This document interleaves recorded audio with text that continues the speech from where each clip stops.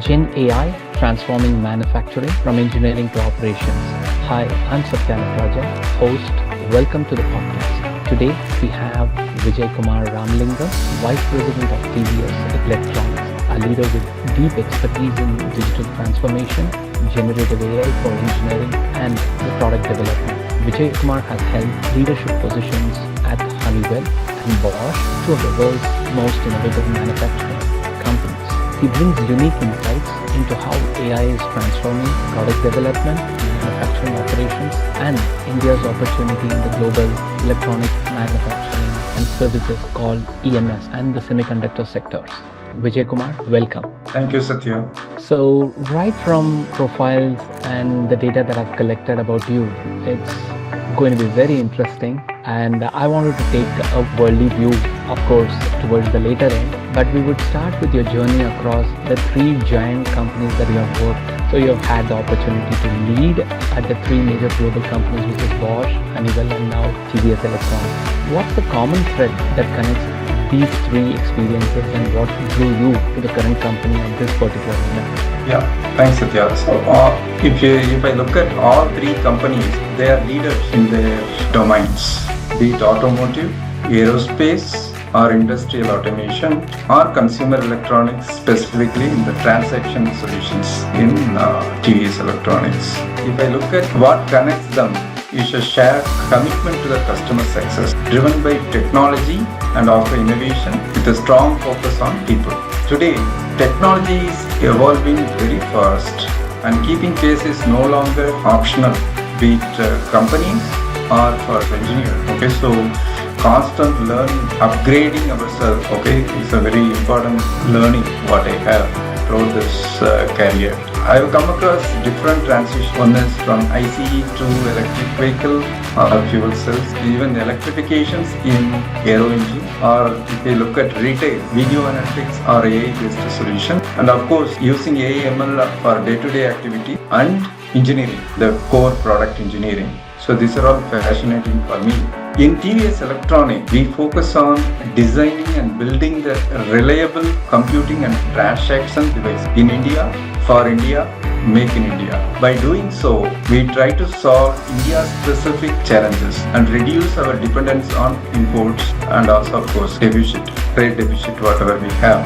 So we want to become a technology backbone that powered every Indian or every company in India for day-to-day transactions across various industries, not just retail, even manufacturing and logistics, banking and government, and also BFSI. Good to know the commonality across these three companies, putting customers and people at the center and being technologically in a fast-paced environment. I think that catches with most of the wave that we are riding through with whatever is happening around the AI as well as the industry by itself.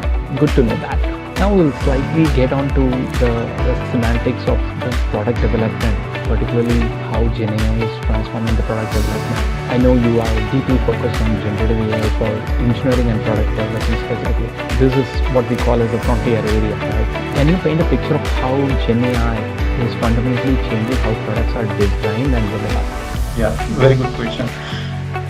If I look at any product going forward, it's going to have all three disciplines: mechanical, electronics, and software. If I look at last few years or 2 to 3 years, software development is accelerating with AI capabilities, be it GitHub Copilot or ChatGPT. Okay, engineering is not far behind. They are also adopting it quickly. Few examples I can quote: generative design in engineering. We try to generate and optimize product concepts quickly for a given set of constraints and boundary conditions in a given design space. Simple example, if I want to optimize a product, maybe the bracket, simple bracket, okay, so for a given set of load and assembly conditions, I can optimize it for a cost, even the different manufacturing aspects. It may be additive manufacturing, or it can be sheet metal, or it can be castings, and more importantly the cost. So I can put all these constraints. With that I can optimize the design not only for the functional and performance, even for cost. So this reduces the complete development cycle, specifically on the concept stage. Okay, so we can able to reduce the time to market quickly. This is one simple example I can go. Second is with AI. Okay, so typically any product will go for finally the end customers. They give a lot of feedback, issues, support, so which can be easily understood, summarized, and we can also get the insights for the product development, okay, on a real-time basis. So this is what we are aiming at. Of course, we are in the process of developing it, but already at least we get insights from the service ticket. Not only that, if I talk on other aspect of product engineering, the value engineering, okay, so mainly focusing on cost reduction. When I talk about value engineering, of course it has many features. I talk about cost reduction. There are a lot of data, okay, to get into the value engineering, be it inventory or different vendors available in different locations, and our own sales projections, and also life cycle of the components. When we talk about electronic components, each one have different life cycles. Something will become obsolete in maybe 1 year time. We cannot use that in our value engineering new product, right? And also the PCB design itself. Probably we might have designed this PCB 5 years before. Right? How can we optimize the PCB design without affecting the performance and also other aspects, PLSI, EMI, EMC issues. Okay, without that, how can we able to do that? More importantly, all this product will get into certifications and also rigorous reliability testing. So it has to meet. So how can I do it everything in a certain time frame? Typically value engineering, if you take any organization, okay, it takes 3 to 6 months time. Okay, and even to collect the data itself takes long time because these are all in a different systems. Okay, it can be structured data. So gathering the data and getting the insight, bringing all of them together, and also as a team innovate, ideate, okay, come with a solution, even that solution to be validated quickly.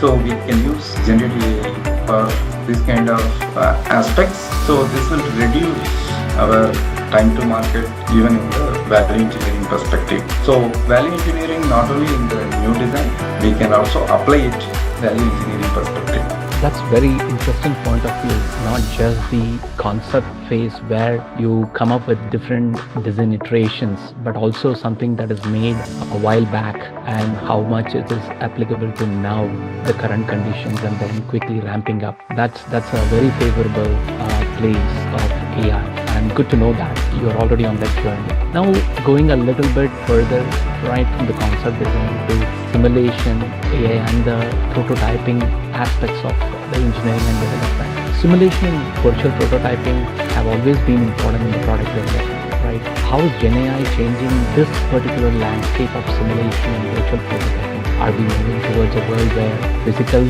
prototypes become optional, or still they have a place, the quantity differs? How is that according to you? Yeah, of course, that's a very interesting topic, close to my heart also.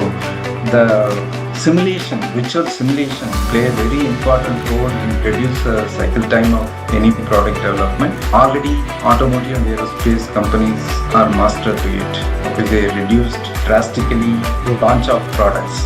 Even in automotive, so it has come down to 2 years, aerospace 4 to 5 years.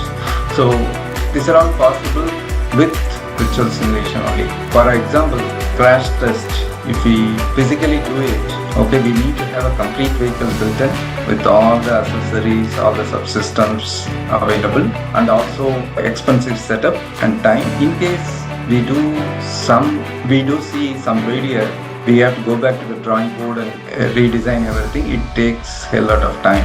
Okay, but simulation brought inexpensive way of validating the design right in the product design itself. However, this design validation requires numerical simulation that demands very high computing power. We call it as HPC. Okay, so clusters, high performance clusters. Okay, so we have to run it. So this takes again a lot of time not like physical testing. Okay, so it requires time, be it non-linear simulation or transient simulations or crash simulations. We have to run for weeks. Okay, so this takes time, and sometimes we may get into convergence issues.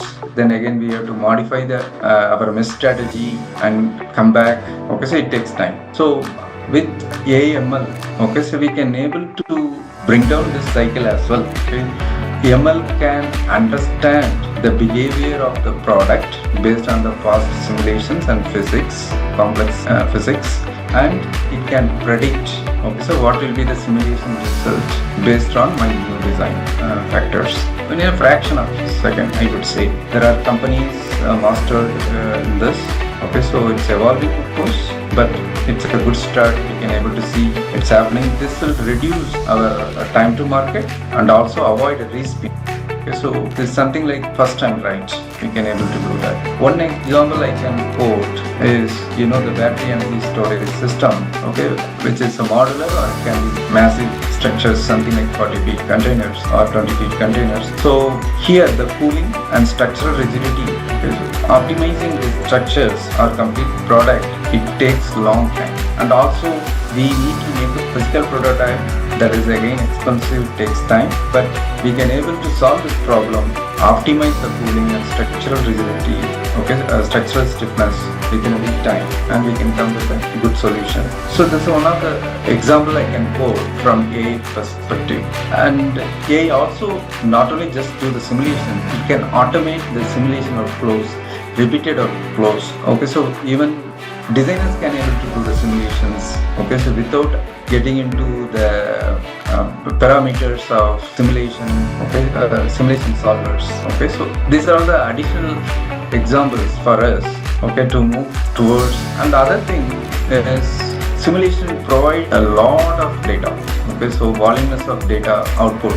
Okay, so it can give it at a node level or at an element level. Somebody has to post process and understand, okay, whether the component or the product is going to fail.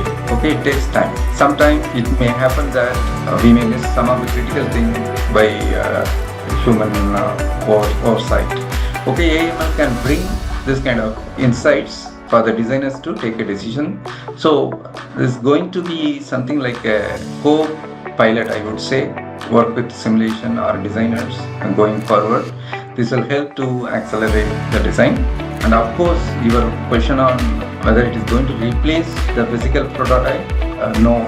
Still, we need to have at least one physical prototype for compliance perspective. Other than that, we can eliminate everything. So it's already happening, and we are maturing in the simulation tools landscape. It's very interesting on the car crash and other real-world examples that you have taught, and particularly the shift left of the tools that were once upon in the arena of simulation getting shifted left to the designers is another thing that we are uncovering as we are going through the discussion with you. So good to know that that is happening on the other side of the world as well. Now this is some slightly moving away from the technology and then the self-reliance and the use cases around specific functions. I just wanted to take a little more a 10,000 feet view on some of the digital transformation which are enabling these sets of use cases in each and every company. And I know you have led digital transformation initiatives at multiple companies that you have worked. What are the biggest lessons you have learned about what makes transformation succeed or fail? Of course, we know how a tool implementation by itself requires a lot of change management. In the context of a digital transformation, the change management is a huge part of it. But what do you see are the gaps between the plan and the reality, and what have you learned when making those transformations succeed or use cases where you have failed? Yeah, very good question and interesting also. Digital transformation, of course, it is not a one-time project. It's a journey. Okay, we have to run through it. For this, like any other project or program, we need a clear vision and the top management commitment and consistent communication with measurable success factors. Even small success, okay, we have to celebrate in this digital transformation. Other important thing what I had seen is, okay, few things, okay, I would we want to bring a lean transformation in the engineering. It is not only for manufacturing, but even for the engineering. In that case, people are hesitant. Okay, so is it going to reduce the number of people working on the project? With this kind of questions, okay, in their mind. Of course, they will not talk inside, but still it is there in their mind. So we have to bring the confidence that we bring this initiative to make it open and also as a learning journey for them to understand, okay, kind of non-value added item we can automate and they can focus on value added item, and in the journey they can also learn new topics, get a competence, new skills. We can also understand their objective. What do they want to be next 5 years? Okay, accordingly we can plan their training program and also put them on the projects, on the job training. So these kind of things we can always plan. Okay, it is not just reducing the number of people. So we have to train them first, and also we have to bring the confidence, instill the confidence that it is for the business outcome and also it benefits me. Okay. So we have to bring win-win kind of situation for both companies and people. Once they are clear, of course, they are willing to spend time over and above their regular work. So that is how we looked at when we do a VSM, value stream mapping of our engineering itself. We found a lot of existing process are non-value added. Is it possible to optimize? Yes, we can. So with that, we can re-engineer the process and reduce the overhead or even the decision-making process. So with that, we can able to bring people's happiness and also, of course, business success in this journey. But on the other hand, when we talk about digital transformation, data is the backbone. But now if you look at any organization for that matter, data is residing in different systems and silos, not connected, and maybe in a different geographical locations also, and different disciplines. If you look at engineering, mechanical engineering uses different systems, and electronics and electrical they use different systems, and also software.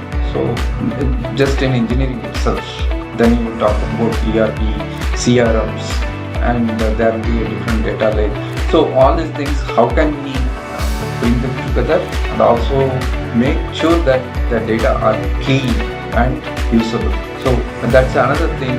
Based on that, as a leader, people can take a decision. It is not only for the leader, even for others also. Okay, even from the engineer level or even from the supply chain management perspective, they can always look at what is happening. So should I order now? Okay, just in time, though we call it as concept. Okay, we can bring this kind of initiatives quickly, integrating with all the systems. So it is not only this, of course, now security, data security, and also the complaints also coming in. We have to keep this in mind when we are doing any digital transformation. It is not just some new technology is coming in, I want to implement and see. So we have to go step by step as a journey. Sure. That was very comprehensive, from the value stream mapping to getting the team ready for absorbing it, not just process optimization and people. So it's an encompassing of the entire chain that you described, with proper secure measures and also having a proper success criteria or a measurement criteria. So it was very comprehensive across the digital transformation. Good to know that. Now from the individual experiences from your stint at Bosch to TVS. Per se, I know Bosch is very well known for its manufacturing excellence and Industry 4.0 leadership. How are you bringing those kind of lessons to your current company, which is TVS Electronics? And then what does manufacturing excellence look like in the EMS sector specifically? Thank you for that. In fact, TVS Electronics already implemented Industry 4.0 solutions in their manufacturing area. So in the EMS area. In our EMS, we build PCBA assemblies and also box build for TVSC products. Even we provide EMS service to outside of TVSC. What we have is state-of-art SMT lines with the experienced supply chain management and quality team to bring a cost-effective solutions. So what it means from Industry 4.0 solutions at our EMS is we have already implemented AI-driven defect detection systems and also MES and shop floor control systems. This will bring real-time utilization of machinery, even power, workforce efficiency, and also end-to-end traceability. Right from raw material to delivery, we can able to trace it. And especially when you talk about electronics, there are so many components, passive components and active components coming from different locations. Okay, so we have to bring the traceability because we are giving a warranty for our products. So this is very important from our perspective. Not only that, we have also implemented state-of-the-art warehouse management solutions and inventory management solutions to optimize the cost and also bring traceability of our product right from supplier to end customers. So this is already happening in our EMS factory in Tuмкuru in Bangalore. So it's good to know all the process behind the supply chain and during the supply chain kind of gets integrated, not just with the processes but also with the people in mind. And that's something actually you are bringing down your learnings from manufacturing excellence to this particular sector. And good to know that you're already touching the 3 different strategic areas of your functions. Now, in general, how does it look like in the scheme of India's EMS sector and semiconductor opportunity? As you know, India is positioning itself as a major player in EMS and semiconductors. From your perspective, what's the India's real competitive advantage? And not like kind of I do want to be in that market, but what's India's real competitive advantage that you see? And what are all the barriers that you think that is currently that we should overcome? That's a very good question. We look at as a country, India, so we ourselves very good consumption of electronics. So we need not depend on exports.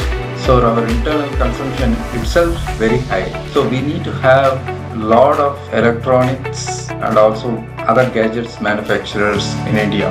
So this demand, in fact, bringing a lot of manufacturers to start investing in India. Okay, it is not. Even the existing the companies, they are also scaling up to meet the demand. Just a simple example, our UPI transactions, if you see, this is very high. So India is becoming a digital economy, already became, and more digital transactions happening. So that itself, mobile, if you talk about mobile, the demand for mobile, I am just giving a very layman example, but these two give an idea for us, okay, so where we stand as India from the digital side. Other thing, of course, talent, okay, not only in IT, even engineering, okay, we have good talent pool. Already many established companies, they have chip designs, embedded software, embedded hardware design at chip level and SoC level. So we have so many companies. Okay, so you name any electronic company, they have a design offers. Already we have this talent available, and it's only a matter of going from chip to the system level. Third, of course, all of us know we have Government of India push, and of course state government also pushing it, PLI scheme. Okay, so this PLI scheme also kind of bringing the manufacturers or even the companies to get into the electronic manufacturing. Many state governments, additionally, they are giving incentives. Okay, if they start, maybe they need not pay power or the reduced power cost, and also very less cost for the land. There are so many incentives they are giving it. So the policy push is also helping our manufacturers in India. Even if you look at many of the companies, like they started OSAT in most of them in Gujarat, either independently or along with foreign companies. Okay, so the idea is, okay, so we are poised for growth in semiconductors. Then of course we faced a problem of not only we, even most of the countries in the world faced China. Okay, so there are a lot of restrictions on China export on the electronics. Then everyone is looking at, can I look at other than China, any other country can support me in the electronic side with quality and also with political stability as well. So this is also giving an advantage for India. So these are the advantages I could say. Of course, it comes with few barriers. One thing is we are kind of expert now in assembling PCBAs or making a box, but for manufacturing individual components, it can be passive components or chip. Okay, so of course there are few startups already working make in India chips. We are also working with them, but it takes time and also the equipments to manufacture the chip. Okay, so we are getting imported, but we need to bring this in India to bring the competitive edge. Then other thing is, of course, we have to bring the cost. So if you look at our India as a country, okay, so we spend a lot of time on the logistics because we are not have a optimized logistics routes, or we are spending more on capital. Okay, so because we are importing most of the things. Once we start manufacturing it in India, then things will improve. So that is my take. Good to know that the market is poised good enough for us, even the local market as you said, and then with policy decisions and government support, with few barriers that we would cross through, it's going to be an excellent product. Good to know that. So we'll go a little fast-paced with, we see the EMS side of story, right? And we also see parallelly the semiconductor push that is coming through and the convergence of both. How do you think AI is transforming both the sector, and how do you see these trends intersecting? What is the commonality that you could take advantage? Of course, AI has playing an accelerated role on both sides. One is it is driving the demand for semiconductor. Okay, so of course all of you are aware that recently we have a big crisis on the memory and also SSD. Okay, so the prices have gone up like anything. Okay, so because of AI. Okay, so the demand coming from AI companies, we are not able to get the memories or SSDs or CPUs. Okay, at a given time at the whatever cost we originally planned. Now it has gone very high. Okay, so that as a positive side, yes, AI is driving the demand for advanced chips. And also other side, if I look at AI is helping the manufacturing companies, even the design side, to optimize the designs and also optimize the manufacturing efficiencies and also faster ramp-ups, okay, be it quality or taking decisions, even the supply chain. Also, all these things are possible with AI one side. The other side, whatever we learned, okay, if you see the natural progression happening, EMS companies are moving slowly into semiconductor assembly. The reason is they have already mastered a box build or PCBA. So the next level is system integration and packaging at the chip level. So this is already happening. So we can see the trend at least every week. There's one company announcing obviously they are getting into semiconductors. Mostly they are from EMS background. That's good to know. Yeah. So the thing is that, as I could perceive, is that definitely the demand side of things is also hitting a challenge, and as the classic thing goes, let's not drop the crisis, go waste. That's a very good way of looking at it. Now, a few more questions I'll pick on your brains, particularly around the leveraging part of Gen AI. The possibilities are something that you described, right? There's so much potential, there's crisis waiting to be solved. Gen AI can perfectly fit in the engineering and organization need to be ready. But what does an AI-ready engineering organization look like? Like the ideal state, and what capabilities and mindsets are required for building an AI-ready organization, particularly around the engineering organization? Wonderful question. As I mentioned earlier, so AI is based on the data. So we need to have connected systems and data flowing from end to end. That is where the engineering see a pure value. So we need to have everything is digitized. Still, I am seeing few other things are not digitized, be it drawing in few cases, the older drawings, or even the manuals. Many things are still in a paper form. We should have a digitized, connected, and of course some governance. So we need to have that kind of infra for engineering organization to use the AI. Second, of course, we can look at the mindset of people. Okay? People should think, okay, so everything is in my mind. Instead, they should also transfer those knowledge to the systems, okay, so that the decision making would be much better, and we can do the faster iterations, and they can focus on architecture level instead of doing the small activities, small design changes. Okay, so they can look for architecture level complex problem solving.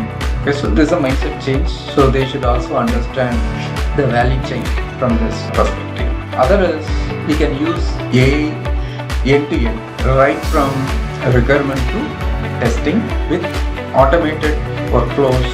Okay, so currently again silo systems, we want to automate everything. Of course, with human intervention, okay, wherever decisions to be taken, we should look at AI with human. It's good to know that when we are building an AI-ready organization, what kind of infrastructure in terms of the data and what are all the silos that we need to break, as well as the mindset of people that it needs to carry. Well said there. And a few more questions in the interest of time is that definitely having gone through 3 different companies and 3 different functions and the journey, what does future of manufacturing look like for you, and how Gen AI, particularly the semiconductor and the global supply chain dynamics, reshape the industry? Going to be very, very interesting and exciting future.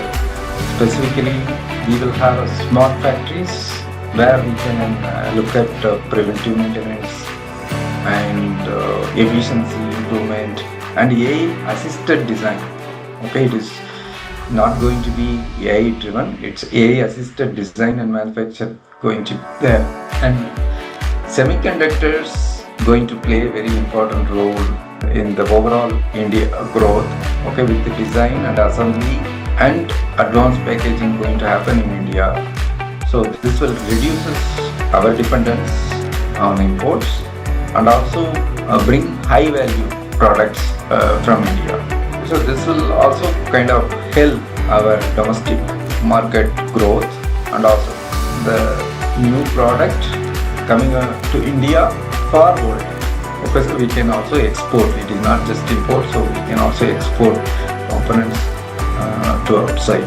So, like, interestingly it goes, it's not yet another chip manufacturer or alternative to China, but doing it in India for the world. That's your vision for the next 5 to 10 years, how you see this growing. So finally, I would like to ask you a question about, after leading Bosch and Honeywell, you chose to come to TVS Electronics.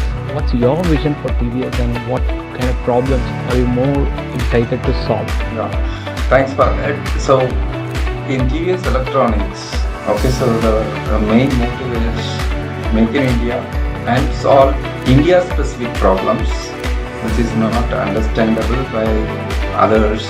Okay, so be it the banking issues, okay, so when we talk Aadhaar authentication, okay, so people outside of India may not be aware of it. Okay, and even the retail, okay, so we look for specific things. Okay, so we not only look at cost, we look at the different features. Okay, so where it is getting manufactured, what kind of content it has. Okay, so we are becoming very healthy awareness country. So we look for different aspects that should be available on the click of the button. So that is what we are looking for. So we try to bring the products to address this kind of solutions, make everyday transactions of India. Okay, so be it retail or manufacturing, logistics, banking, available to everyone at the click of the button and at the cost effective way with Make in India. So that is our aim, and we are innovating in this process, applying all the latest technologies And of course, we also look for partners to work with in this process. So, in simple terms, I would say for every use case, be it the health of the economy or the health of the individual, wherever EMS and semiconductor is there, you have an exciting problem to solve, and which is not easily understood by other countries, and you want to make sure you make that difference. That's good to know. So, finally, Vijay, thank you for sharing your insights on Gen AI, digital transformation, and the larger India's manufacturing opportunity. For our listeners, you can connect with Vijay Kumar on LinkedIn to follow his perspective on manufacturing innovation and digital transformation. Thank you all for listening. We'll be back soon with more insight from industry leader. Thank you, Vijay. Thank you, Satya, for your time and the interesting questions.